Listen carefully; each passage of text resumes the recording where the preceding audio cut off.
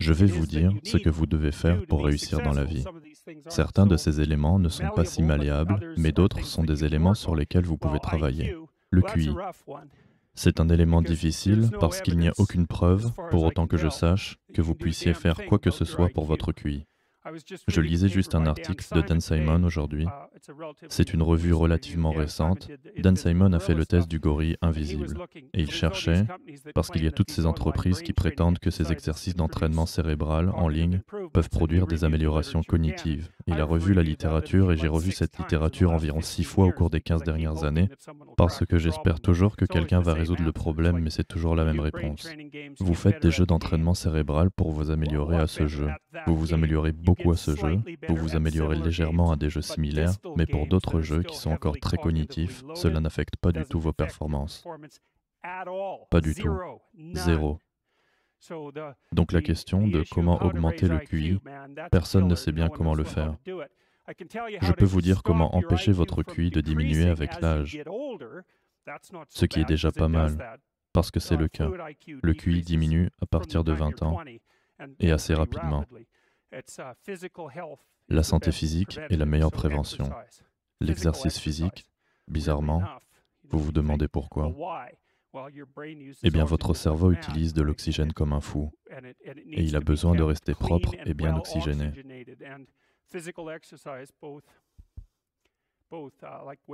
L'exercice physique, comme l'haltérophilie, les exercices d'anaérobie et d'aérobie semblent être très efficaces pour empêcher les déclins cognitifs tout au long de la vie. C'est donc une chose très utile à savoir, parce que c'est la seule chose que nous connaissons qui permet cela. Ensuite, le meilleur prédicteur de la réussite tout au long de la vie est le caractère consciencieux. Et bien que des deux aspects du caractère consciencieux, à savoir l'ordre et l'assiduité, le meilleur prédicteur est l'assiduité. La question est donc de savoir ce que vous pouvez faire à propos de votre assiduité. Et la question à cette réponse est la suivante. C'est un peu difficile aussi, parce qu'il y a une forte composante génétique. Mais vous pouvez travailler sur des micro-habitudes en ce qui concerne votre caractère consciencieux. Cela est en partie lié au programme de création d'avenir. Et je pense que la meilleure chose que vous puissiez faire en ce qui concerne votre assiduité est de vous fixer des objectifs qui ont de la valeur pour vous et que vous appréciez. Et le programme de création d'avenir aide les gens à faire cela. Et fondamentalement, il fait une analyse situationnelle de votre vie, plus qu'une analyse psychologique, je dirais. Et donc les questions sont quelque chose comme, bon, vous allez devoir faire des efforts dans votre vie, et vous avez besoin d'être motivé pour le faire. Et donc, quelles sont les sources potentielles de motivation? Vous pouvez les considérer à la manière des Big Five. Vous savez, si vous êtes extraverti, vous voulez des amis. Si vous êtes agréable, vous voulez une relation intime. Si vous êtes désagréable, vous voulez gagner des compétitions. Si vous êtes ouvert, vous voulez vous engager dans des activités créatives. Si vous avez un niveau élevé de neuroticisme, vous voulez la sécurité. Donc, ce sont toutes des sources potentielles de motivation que vous pouvez utiliser, que vous pouvez adapter à votre propre situation. Mais il y a aussi d'autres dimensions que vous voulez prendre en compte dans votre vie. Nous avons demandé aux gens si vous pouviez avoir la vie que vous voulez dans 3 à 5 ans, si vous preniez soin de vous correctement. Qu'attendez-vous de vos amitiés, de vos relations intimes, de la structure de votre famille, de votre carrière? Comment vous allez utiliser votre temps en dehors de votre travail et comment allez-vous réguler votre santé mentale et physique? Et peut-être aussi votre consommation de drogue et d'alcool, car c'est une bonne chose de réduire votre consommation d'alcool, parce que l'alcoolisme, par exemple, tue 5 à 10% des gens. Alors vous voulez garder cela sous contrôle.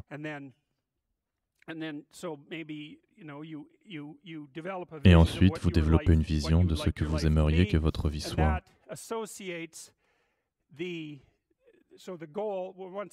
Et cela, une fois que l'objectif est établi, vous décomposez l'objectif en microprocessus que vous pouvez mettre en œuvre.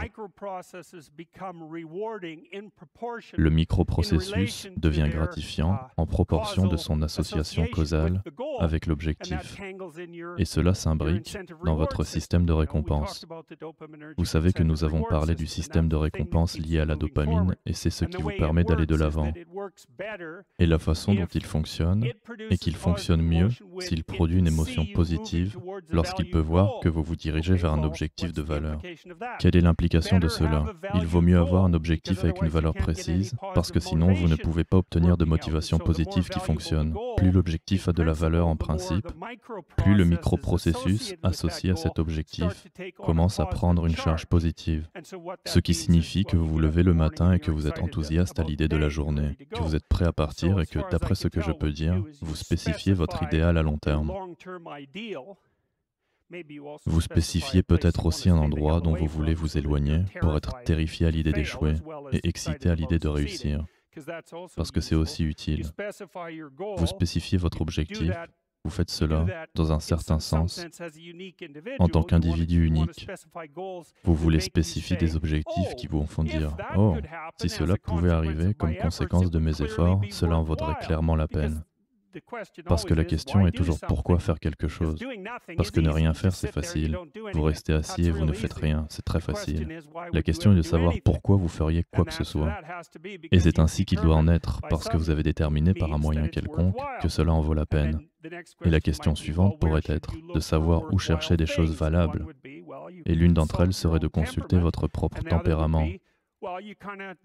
Et l'autre serait de regarder en quelque sorte ce que les gens acquièrent et qui a de la valeur tout au long de la vie. Vous faites donc une analyse structurelle des sous-composantes de l'existence humaine, et vous avez déjà fait cela.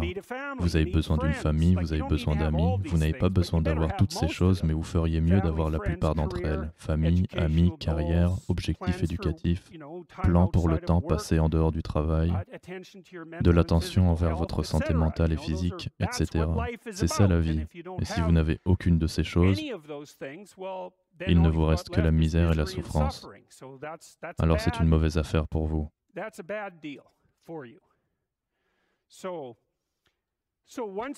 Alors une fois que vous avez mis en place cette structure d'objectifs, disons, et c'est vraiment à bien des égards ce que vous devriez faire à l'université.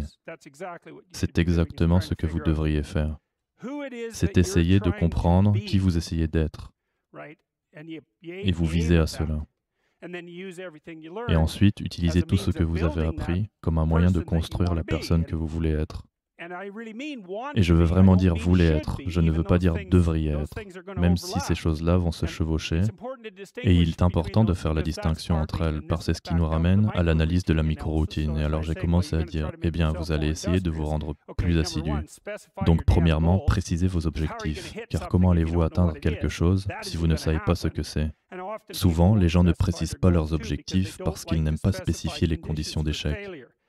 Donc si vous restez vague et flou, ce qui est très facile, parce qu'il s'agit simplement de ne pas faire aussi bien, alors vous ne savez pas quand vous échouez.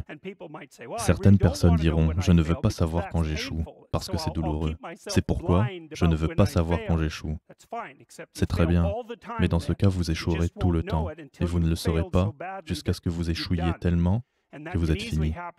Et cela peut facilement arriver à l'âge de 40 ans.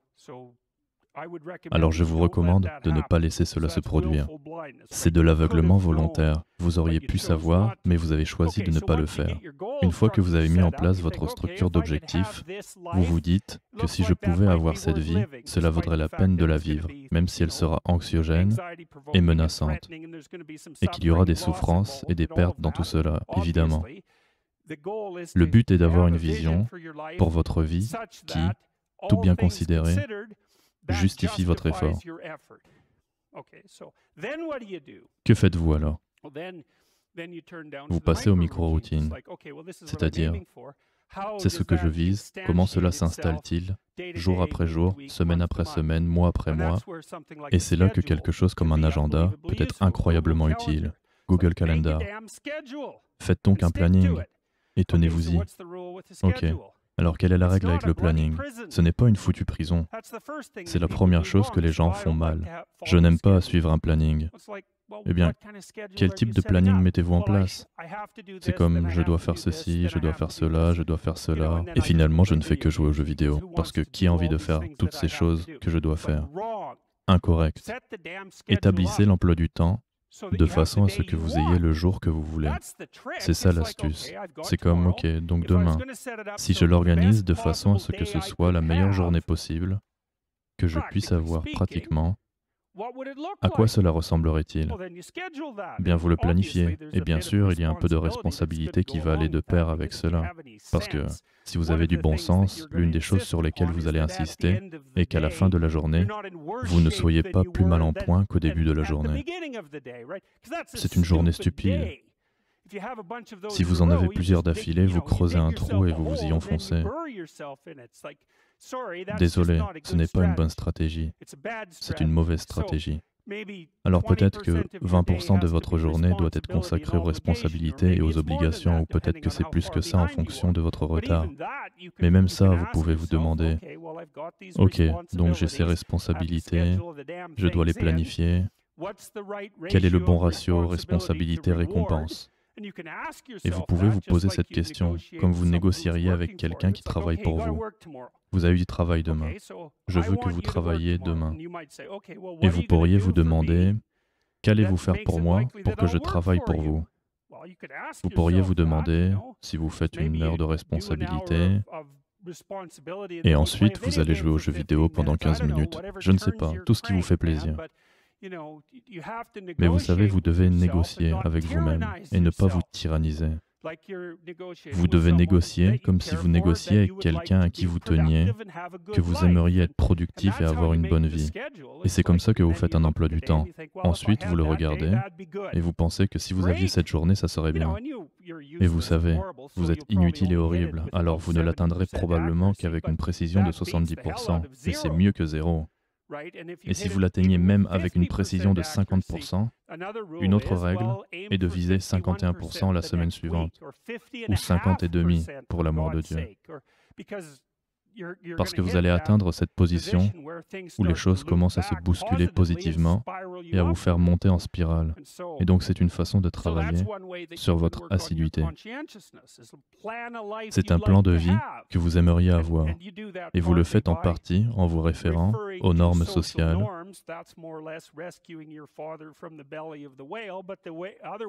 Mais l'autre façon de le faire, c'est d'avoir une petite conversation avec vous-même sur le fait que vous ne savez pas vraiment qui vous êtes, parce que vous savez comment vous êtes. Vous ne ferez pas ce qu'on vous dit de faire. Vous avez dû remarquer que c'est comme si vous étiez un mauvais employé et un pire patron, et que les deux fonctionnent, vous savez, pour vous. Vous ne savez pas ce que vous voulez faire, et puis quand on vous dit quoi faire, vous ne le faites pas de toute façon, alors vous devriez vous virer.